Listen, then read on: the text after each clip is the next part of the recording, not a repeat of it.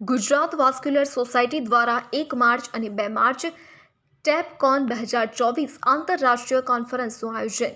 પ્રતિનિધિ Gujarat vascular society દ્વારા vascular અને એન્ડોવાસ્ક્યુલર સર્જરીનું એક આંતરરાષ્ટ્રીય કક્ષાની કોન્ફરન્સ ટેપકોન 2024નું આયોજન ગાંધીનગર ખાતે કરવામાં આવ્યું છે. ટેપકોન 2024માં ભારતભરમાંથી 200થી વધુ વાસ્ક્યુલર સર્જન ભાગ લેશે.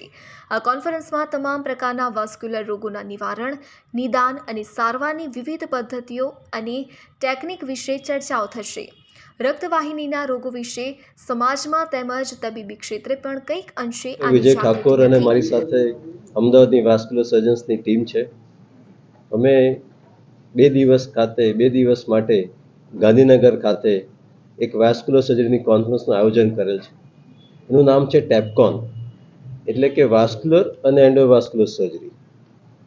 આ રોગોની સારવાર દરમિયાન થતી ચેલેન્જીસ, એના ઇનોવેશન્સ, એના કોમ્પ્લિકેશન્સ અને એની ડેવલપમેન્ટ, એની રિસર્ચ વગેરેની સારવાર વિશે ચર્ચા કરવાના છીએ. અને આ મિટિંગમાં લગભગ દેશમાંથી 200 જેટલા વાસ્ક્યુલર સર્જન્સ આવશે. મિટિંગ દરમિયાન આ બધા રોગ, ટેકનોલોજી, ટેકનિક્સ વગેરેની ચર્ચા થશે અને એનો ફાયદો સર્જન્સ ઉપરાંત સમાજને પણ થશે. મોદી સાહેબનું જેમ કહેવું છે મેક ઇન ઇન્ડિયા, એ પ્રમાણે આ જે રોગોની સારવાર છે, આપ લોકોને ખબર છે કે હૃદયમાં હાર્ટ એટેક આવે તો એન્જિયોપ્લાસ્ટી થાય, એના માટે બલૂન અને સ્ટેન્ટ જોઈએ.